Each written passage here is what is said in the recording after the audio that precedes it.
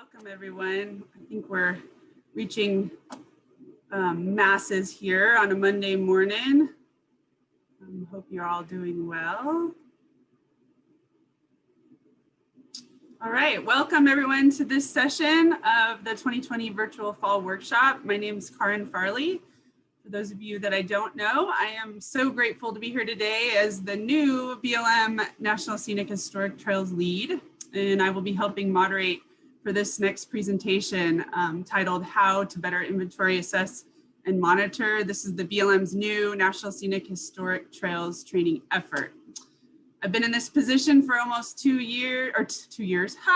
months, and in the final stages of my move to Reno. There's been a cool north front blowing in overnight, and before we get started, I just wanted to acknowledge and send out my gratitude and thoughts to the firefighters and communities up in Colorado for the fires up there and some much needed relief hopefully heading their way. I'm so glad to be back here in the trails community. It's like a family to me. As evidenced in the past week, this is truly a place where federal agencies and partners are not afraid to have some hard conversations with a collective intent to better protect our trails and share this diverse narrative with the public. And to me right now, that's more important than ever. So a few housekeeping tips wanted to share with you guys. We will be on mute and there's closed caption for those that are interested and need that help with that function. Please use the chat box. For those of you, the chat box is available for any issues with controls, etc. And then our workshop community agreement slide. I just wanted to share that with you guys, knowing that this is a safe space for everybody to have conversations and learn and grow from each other. So sharing that. So to introduce the next session and our presenters today, I'm here with my colleagues from the BLM and Logan Simpson, and excited to share with you an introduction to the BLM new methodology and field guide for inventory assessment and monitoring. It was unveiled as my predecessor, Deb Salt, was retiring at the end of last year. The BLM, just for some background, the BLM Manual 6280 was approved in 2012 and answered the why and what we should be doing as managers based on the National Trail System Act. Deb then recognized the need to answer the who and how.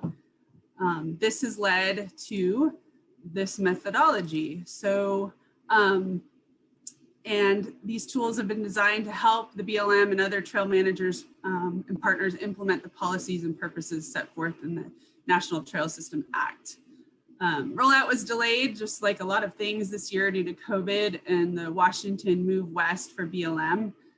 Some internal BLM state leads and a lot of staff are hearing this for the first time. So we're working on a plan to roll this out internally in FY21. So this is hot off the presses, folks.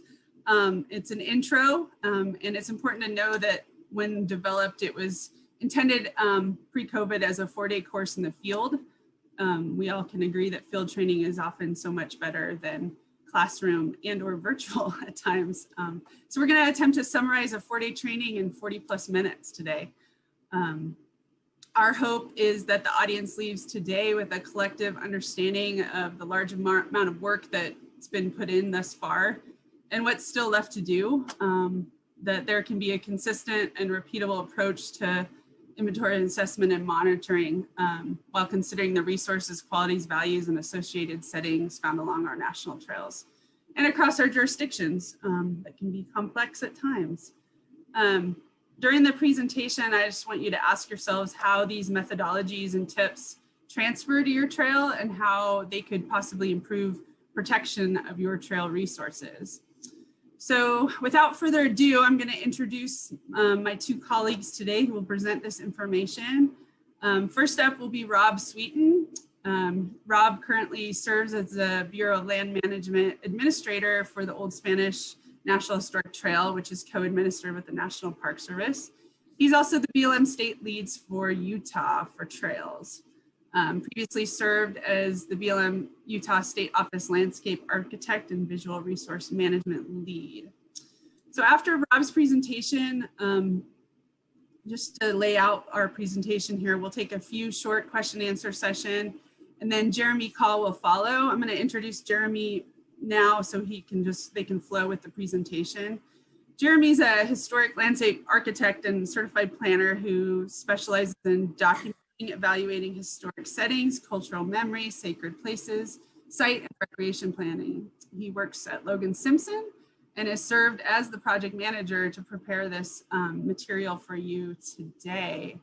We'll have several polls and options for questions during our presentation, and the PDFs of these references are also available. It was in the hyperlink that you joined, I believe, this session with, and maybe Liz, we can also chat those in the chat box. So without further ado, I will pass the baton to Rob.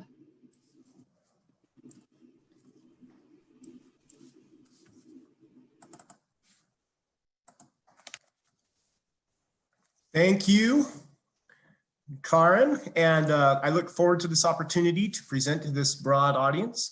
Like Karen said, this is the first time that we've done this to a broad audience, and so we're really excited to get this information out to people. And hopefully this advances.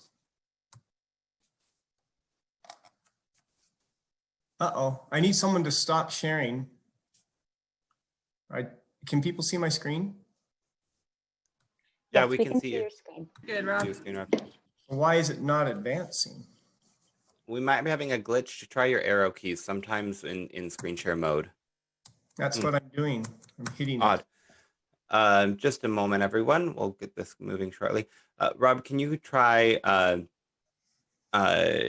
using your Windows key to open up your task bar at the bottom and then navigating to PowerPoint with that? Okay, there. Yep, there you go. Okay. Thank you.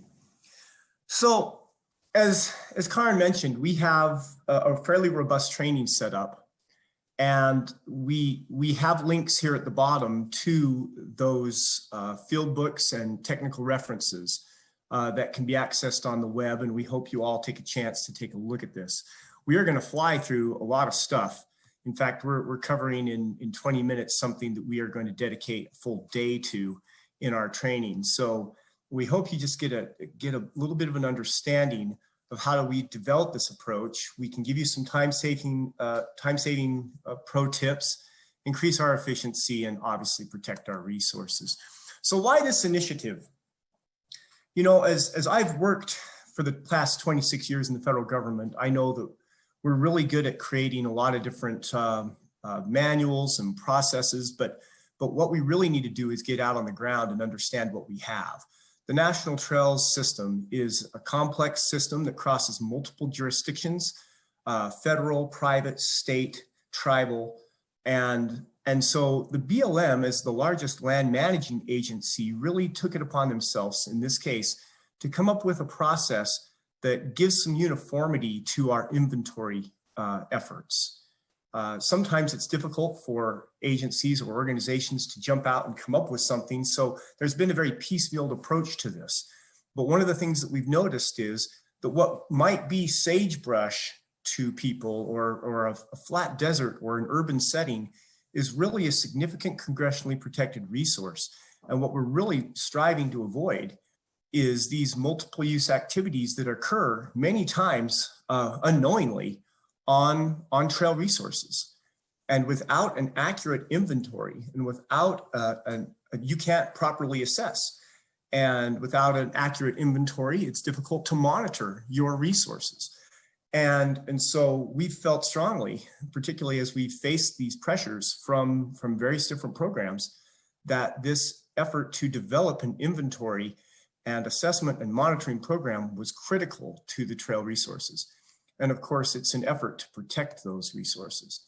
We also found that a lot of the information that is being used is found in other programs. The trail, at least this picture of the Western United States, they traverse a lot of different areas that have already been studied and inventoried for various different resources. In this case, various wildlife or vegetation, visual resources, our cultural inventories. There's a lot of information out there that just needs to be captured and put within the umbrella of our national trail system. We also found that a lot of different people were using various different programs that needed a little bit of validity to them, so that people could feel comfortable knowing that these programs and these efforts and initiatives had academic support. So we call it IAMS, Inventory, Assessment, and Monitoring. And the primary purpose for this is to safeguard the nature and purpose of the trail. But as many of you know, some of our nature and purposes are so high level, they're so almost like mission statements, wish lists, that it really boils down to those resources that are out on the ground that support that. And many times those resources are lacking. So obviously, to support the nature and purpose, we have to have those, but we also need to comply with our regulatory requirements, NEPA and FLTMA and all the various different things along with the Trail System Act.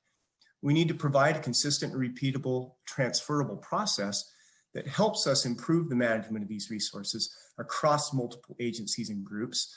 And that needs to be transferable, which has been a challenge in the past. So when or how are these IAMS results used? We've talked in the Bureau of Land Management, we have a requirement for management corridors. This is a BLM thing, but obviously these need to inform some kind of decision on how to protect those resources, whether it be in a management corridor for the Bureau of Land Management or for other federal agencies that may adopt various different practices, or whether it's a citywide trail plan or a countywide trail plan, something that's going to initiate some kind of planning initiative and not just information. Obviously, we need to comply with NEPA. We can't disclose adverse impacts to the trail if we don't know what's out there. Many times in the past, and even currently now, we find ourselves defending a line on a map. We say it's congressionally protected, it's important, it's special, but we can't point to a report that says why or what besides that it's congressionally protected. So it helps us identify those resources and improve our analysis. And then also these IAMS, the effort of this product is to help share that data across jurisdictions so that it's not just our data and their data and so on and so forth, but create some kind of seamlessness to this effort. So this is the methodology. And with this, you're going to see this slide. We kind of go through that there's triggers, that we need to assemble an inventory team. We need to initiate an inventory effort. We need to conduct that inventory for the scenery, the historic and cultural, for the recreational, the natural and other. We need to update that data so that we can assess it and share it and then monitor it. But this is our opportunity for our first poll. And can we cue that poll? So, does your organization consistently follow any set methods for inventorying national trail resources, qualities, values, or associated settings? So there's a multiple choice here for these various different programs. Go ahead and take a stab at this poll.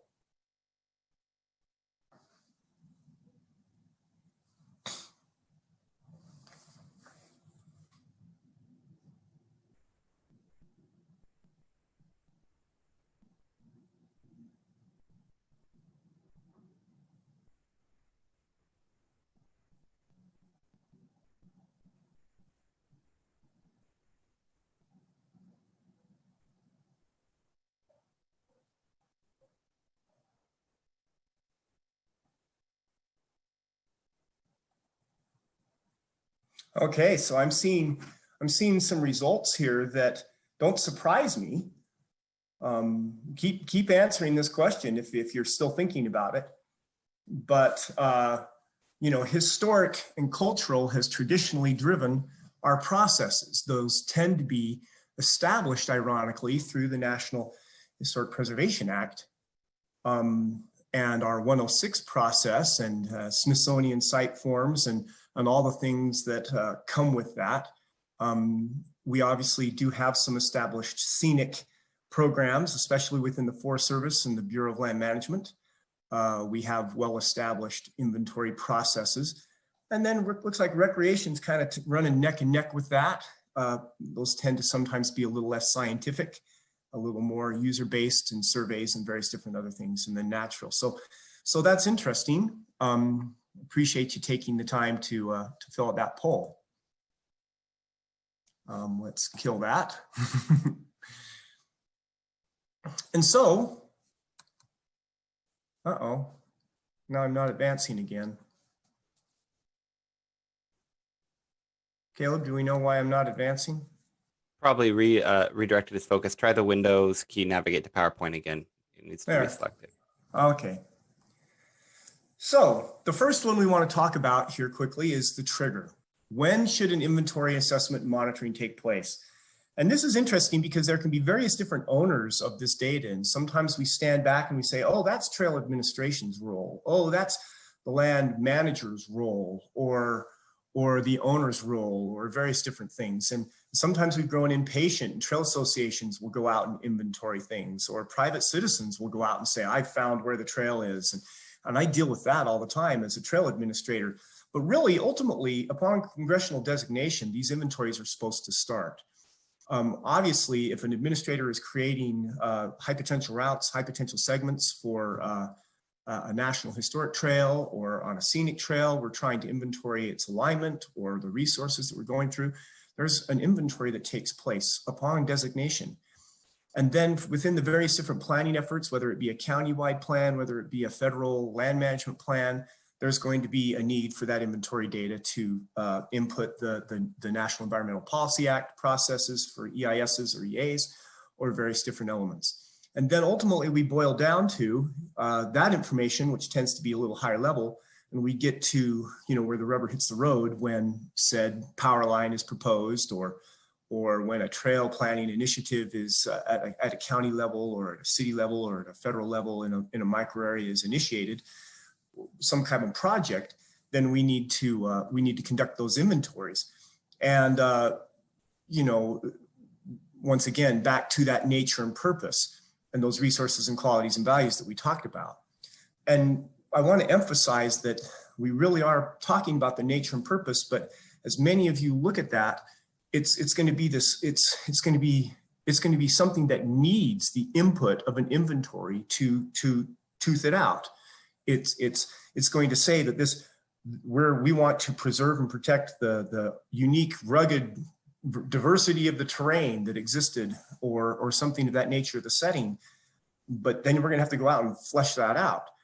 And so that's where we kind of transfer from the nature and purpose and those broad statements of character and congressional intent to the resources and the qualities and the values and associated settings and the primary uses and activities that occur along a trail. So we call those the landscape elements within our system, and they're important. And one of the big ones that we've always struggled with is associated setting.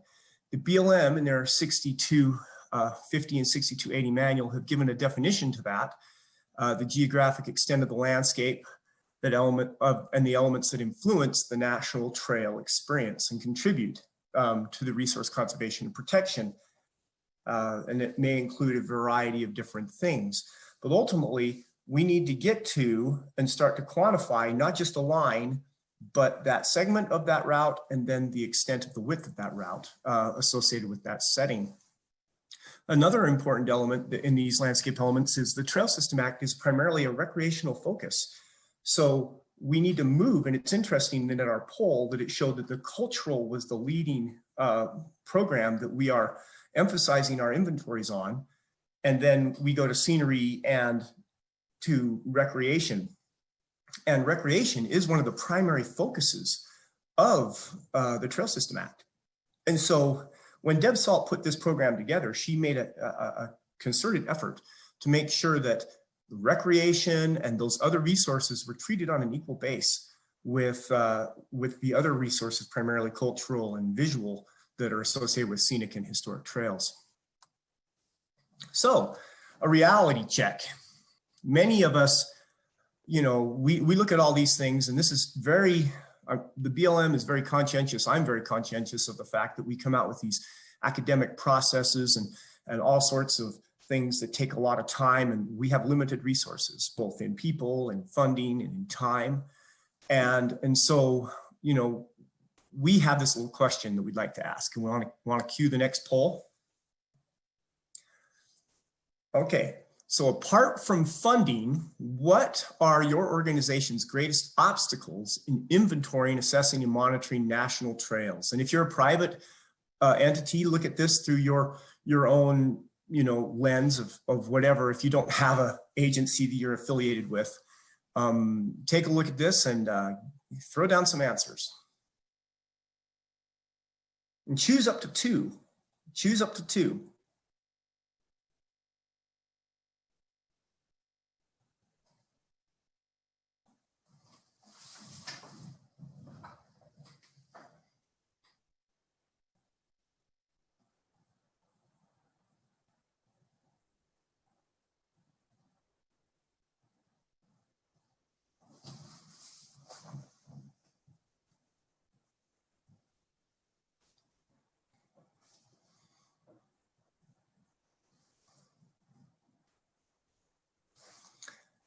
Okay, well, this isn't a big surprise that our staff resources and time and interest is leading in a big way with our volunteer resources coming in second.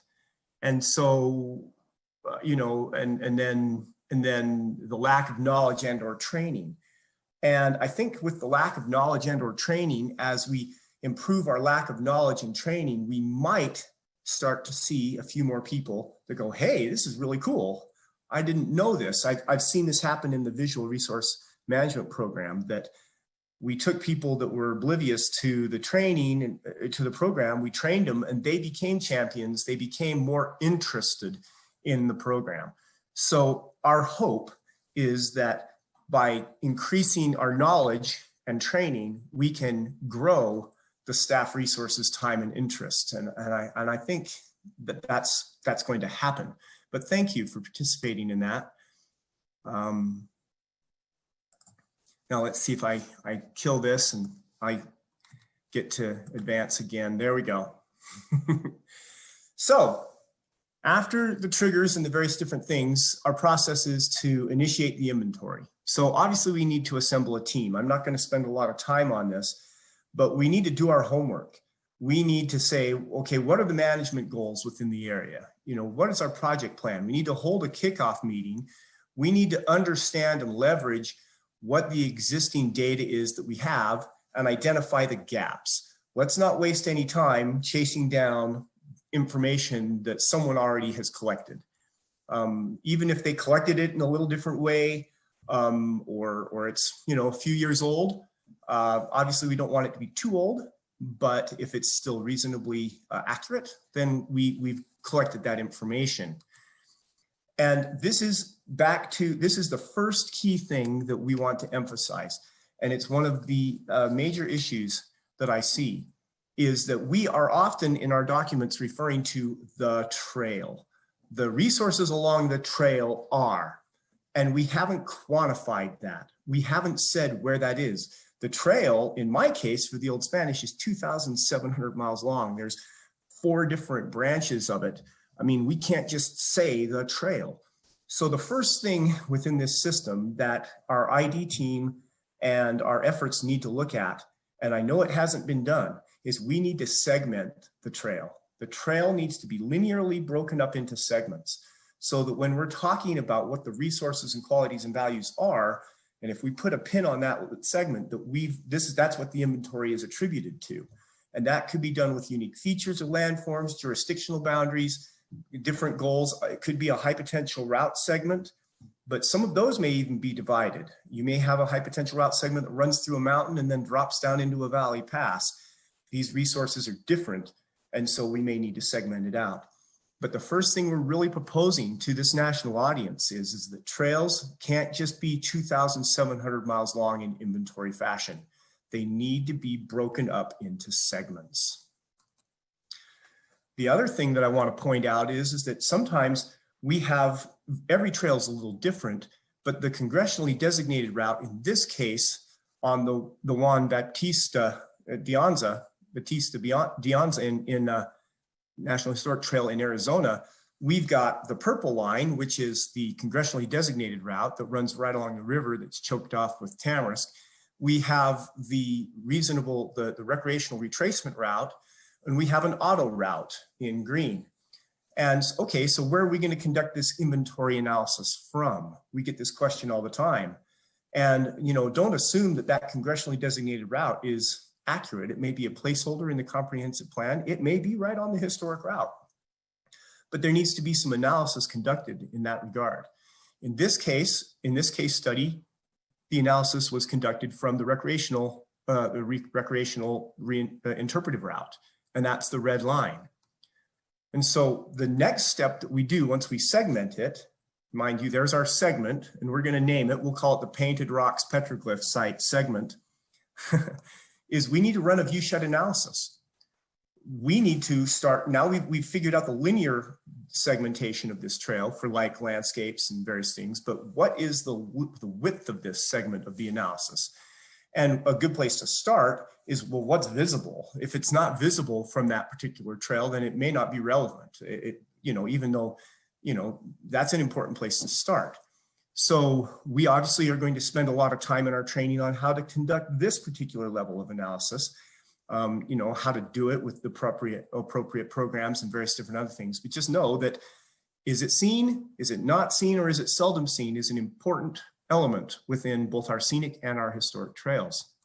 So number one, segment the trail. Number two, perform a viewshed analysis. And this is just a case slide showing we drop the different points on that analysis, and then we come up with this data.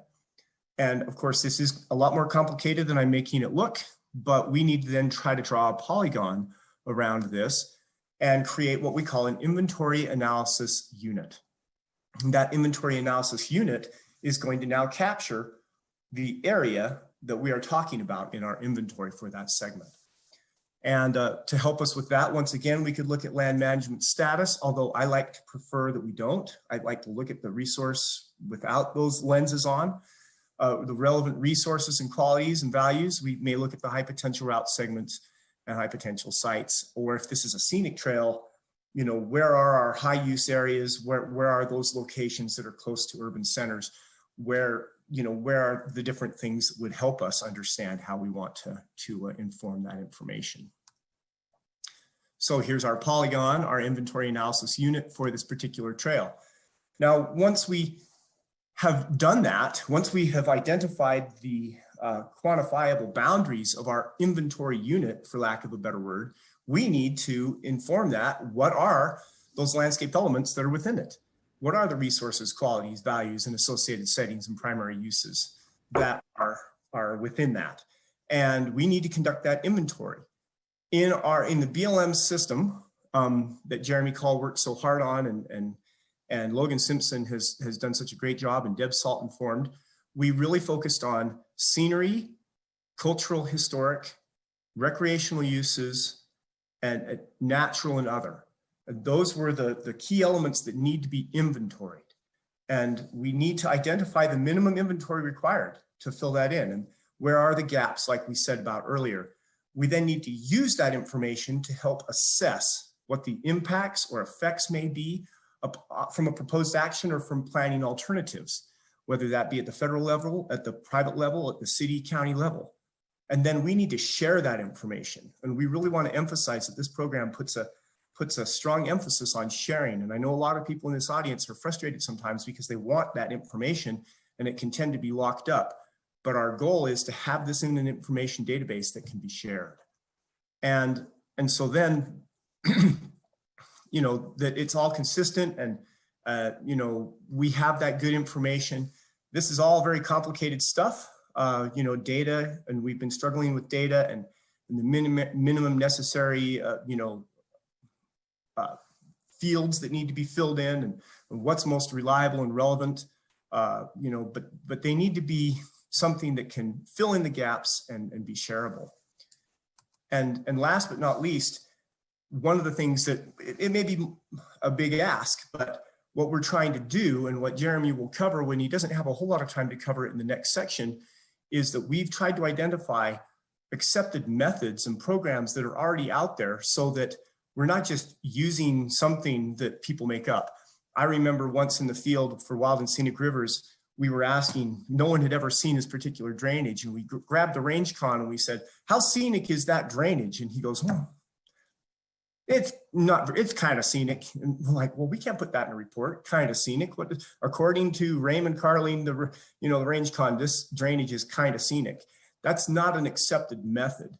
We need to use these types of methods and vet them. And so our program has looked very closely at various different programs that have been used over time to get a little bit of vetting on those programs. And with that said, that completes what I was prepared to talk about. And I'd like to transfer this over to Jeremy. So Jeremy, if I stop sharing, or if you'd like to pick up the program. Whoops, I just advanced it without knowing it. Whoops, sorry. It's all right. Thank you, Rob. And if you have questions, please post them in the chat and we'll certainly come to them. And so let me continue down this discussion. It was great to hear what some of the barriers are for inventorying: staff time, volunteer time, and resources. Again, in the chat, there's two technical references, volumes 1 and 2, and they're available on the top right-hand side of that web page that's in the chat.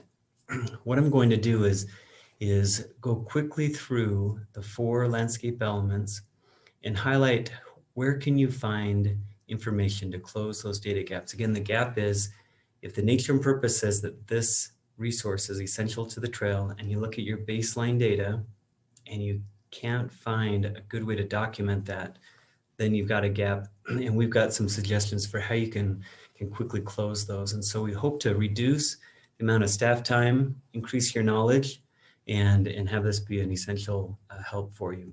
Okay. And so if we look at the scenic resources, qualities, values, and associated settings, those RQVASs and primary trail uses and uses. On the left-hand side, what we mean by scenic is for example, the qualities. What are those high scenic quality areas, specifically for National Scenic Trails? We talk about values. Who cares about this? How concerned would people be if the scenery changed? What's the integrity or intactness of that? What are the cultural values that lend meaning to it? On the right-hand side, then you see what are some ways to document that, because I'm talking about very touchy-feely things on the left-hand side, but on the right-hand side, how do we acknowledge that? And so some ways to do that, as you can see, are various visibility analyses, inventory points, that is photographic points that you can go back to year after year. Distance zones, there's information that'll be in the media, in the legislation, the comprehensive plans. And an example of that would be these maps here. Again, we commonly document scenic quality through photography, what the primary uses, for example, heritage tourism, driving for scenery and pleasure, and mapping. Okay. Moving to cultural and historic resources, qualities, values, and associated settings.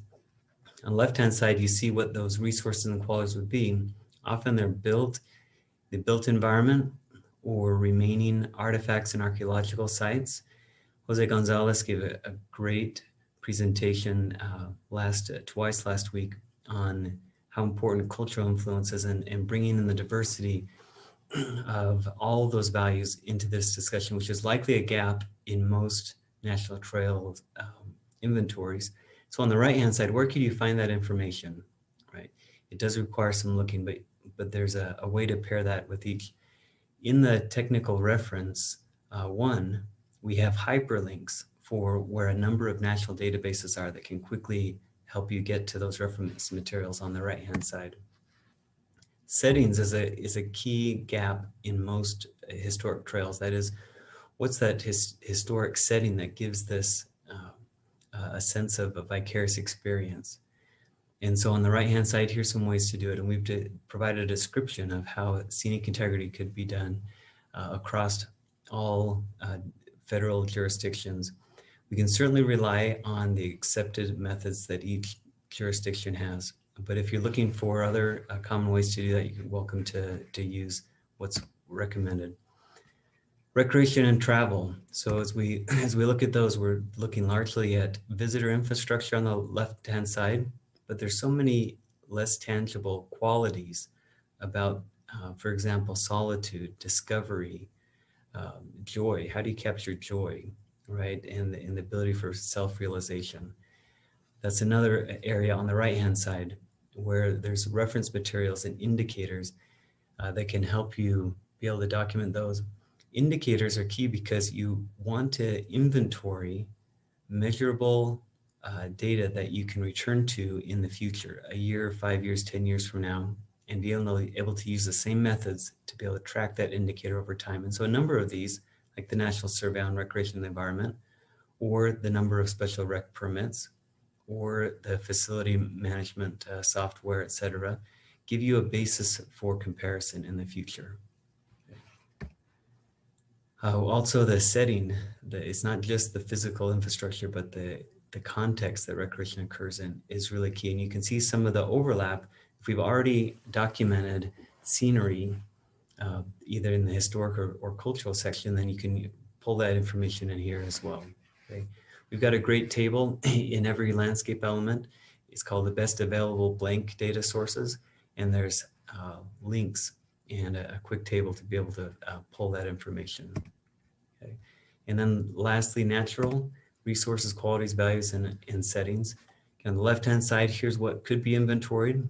Depending on the nature and purposes of your trail, you'll want to key out different ones. So if I'm on the Lewis and Clark water trail, then I'm going to look very closely at scientific discovery and the condition of those resources today. And so on the right-hand side, you can find where would I grab that information.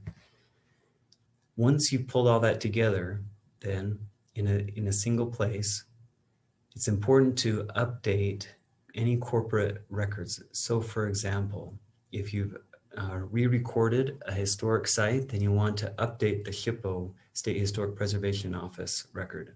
If you've updated a visual resource inventory, you want to make sure that gets captured back in the database. Or if you've verified where the trail is, make sure that updates the master corporate and national trail data set.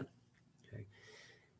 And then, and I'm going to share a little bit more about what that portal looks like, but the short version is what if we didn't have to have individual repositories for these, but we could share that across the partnership. A brief written assessment of the key findings is key. And so what did I use to start with? What methods did I use to supplement that data? What were the key results? Are there any maps that can support that visually? Because a map or photograph can be worth 1,000 words here. And then evaluate what the core assessment is. When I say that those key questions would be, so in sum, now that we've gone out and we looked at the trail from these 4 lenses, what is it that is supporting or detracting from the nature and purposes? What makes this area very unique? What human-made features specifically make it create opportunities? And then how do we better improve management? Now that we've had boots on the ground and we've had an ID team looking at this, and we've engaged volunteers and partners, there'll be a number of ideas for improving management. And it's key to make sure to pull that group back together and look at that together. So for example, on Juan Bautista de Anza, we can look at this map and say, okay, based on the vegetation, we can see that invasive species have filled up the drainage of the Gila River. And so it's very difficult to walk through those areas that the Anza would have been able to do. But fortunately, the Gila River still remains unchanneled and free-flowing, and so it still supports the nature and purposes.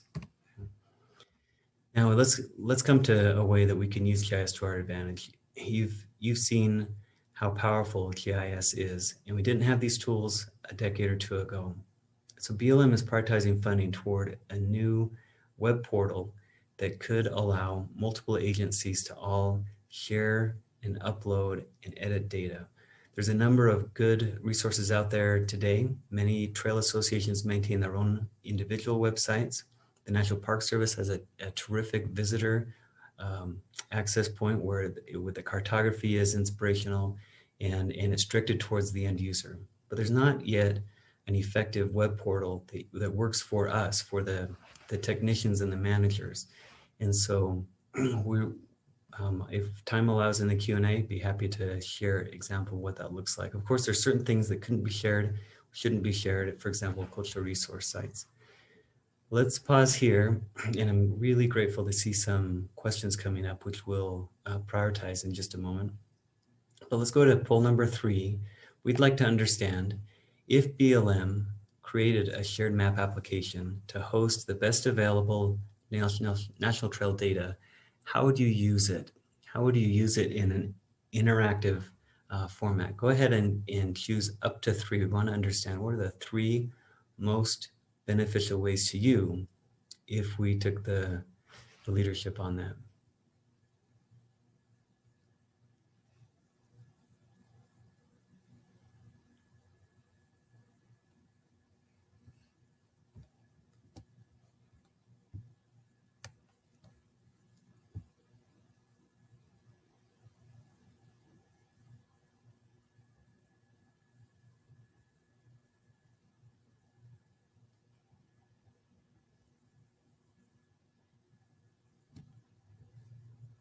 All right, as the results come in, I'm seeing that viewing and downloading are the 2 most common functions.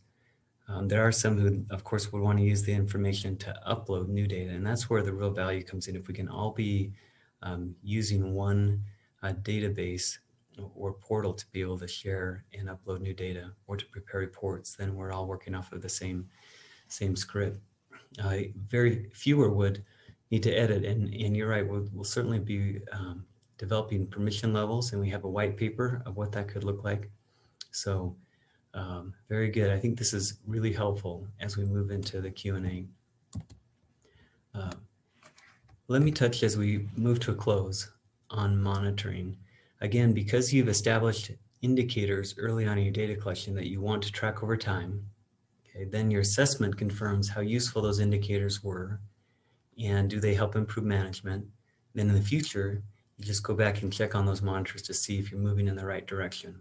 It's important to prepare a very simple monitoring plan that it shows how that could be done. Here's a template of what that could look like. On the left-hand side, what landscape development are we referring to? How does that relate to an objective for management? For example, VRM, Visual Resource Management Class 2 is a standard for the level of change that's acceptable in the landscape.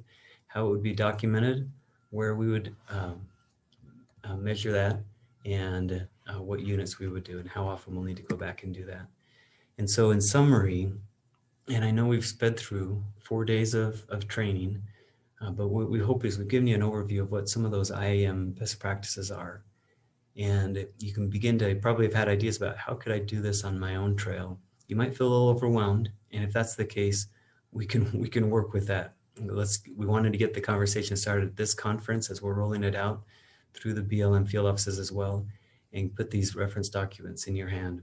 And Rob, Karin, myself, we're happy to follow up with conversations. If we can't get to your specific question right now, we do want to be able to know who you are and what your question is so we can follow up with you outside of this. Great, thank you, Jeremy. So we've got a lot of questions coming in, and thank you guys for that. Great, I told you guys it was a lot of information to pack in an hour. So first up, Kaleo, and I apologize if I mispronounce anyone's name ahead of time. Kaleo asked, will this segment be made available so her board can see this segment? And yes, this session will be available. I think all of the sessions will be available moving forward. So they're saying they're creating a workshop resource library. So Donna Riddlebaugh, I hope I said that correct. In the future, will who will be eligible to take the 4-day training course? And I'm just going to answer these, and the ones that I need some more expertise, I'm going to throw back to Rob and Jeremy. The 4-day training course, like I said, we haven't even shared this with our staff, but I feel like the more the better. And at this point, there's no limitations on, partners or agencies. And we'd like to see this open up to as many people as possible. I know there was a program that these two presented in Utah recently. And so we look forward to sharing out and getting whoever wants to be trained up in that. Let's see, the next question from Chase Gregory to everyone was, writing software to handle trail management, and this is some of the data that my system is collecting. Are there any tools available for developers that we can use to automate this data transfer? I'll throw that back to probably Jeremy or Rob. Yeah. Go ahead, Jeremy. Yeah, I'm going to share my screen very briefly, just to give you a sense, if you're able to see this, that of some of the products that we're looking at in concept. We have, oops, too close. We've developed some white papers that explain what a program like this might look like. We have an existing web portal inside of BLM that's not available externally, that has a way to be able to zoom in, select, run tables, print, for example, and it helps us in some regards, but it doesn't share it externally. And so we've written a white paper about what an EGIS portal would look like, and then what some of the data standards would be that support that, so that all the data that comes into it aligns with one another, that attributes, data dictionaries are aligned, so that then it makes it much easier for us to all share data together. So that'll be my brief answer. But I do think we're moving towards some tools that are available to automate the data transfer. That'd be the intent. And one point to that, Jeremy, too, one of the things that complicates this, and I mentioned it at the very beginning, is who is the ultimate owner of some of this data. And a lot of that happens between administration, which in many cases is found within the Park Service, the Forest Service, or the Bureau of Land Management, or co-administration, and then the various different agencies or organizations that are collecting the data. And so there can be a lot of turf and a lot of toes that are involved in that kind of process.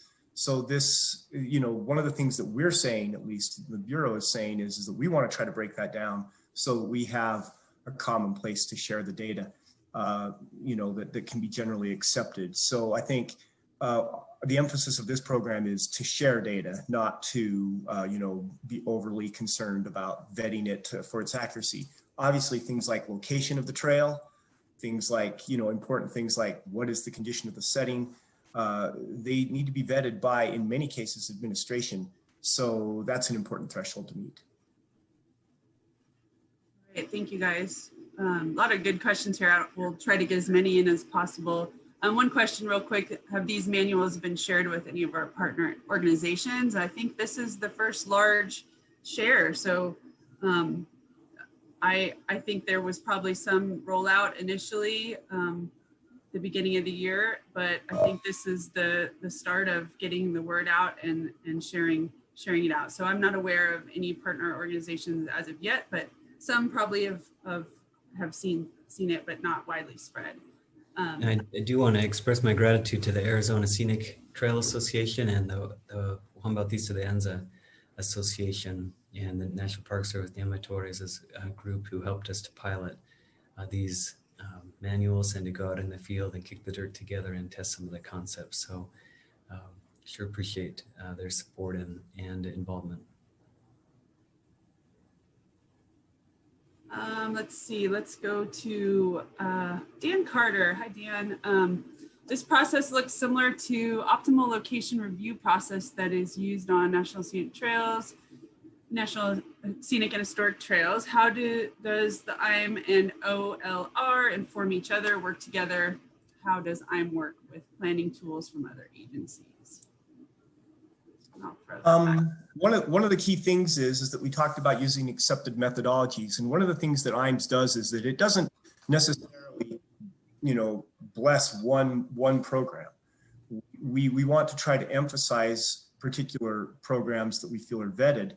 And so I think that's an important thing. Once again, we have various different visual programs within programs. We have cultural programs. We have the MET program that OCTA developed that we've we've emphasized the services integrity system to help us with various different things. But the door is still wide open for other well-established programs that to be inputted into this system.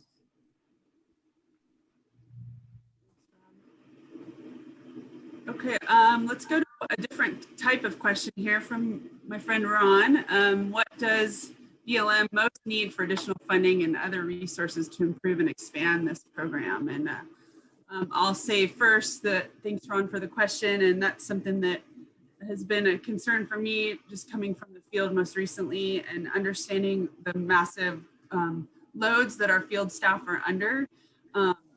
Resources, as we saw in the poll, staffing is a huge issue.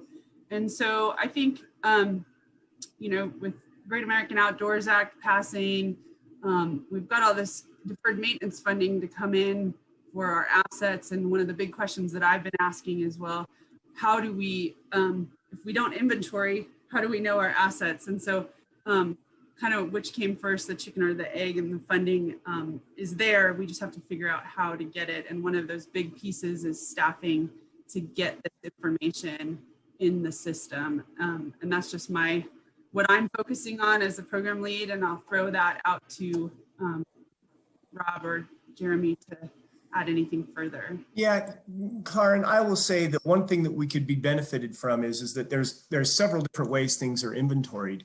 And we rarely, Jeremy got to the lead when he was with a different organization in 2011, 2012 on a large scale $1.2 million inventory process, which was unprecedented. We rarely dedicate funding for inventories internally within the Bureau of Land Management and other federal agencies without a major trigger.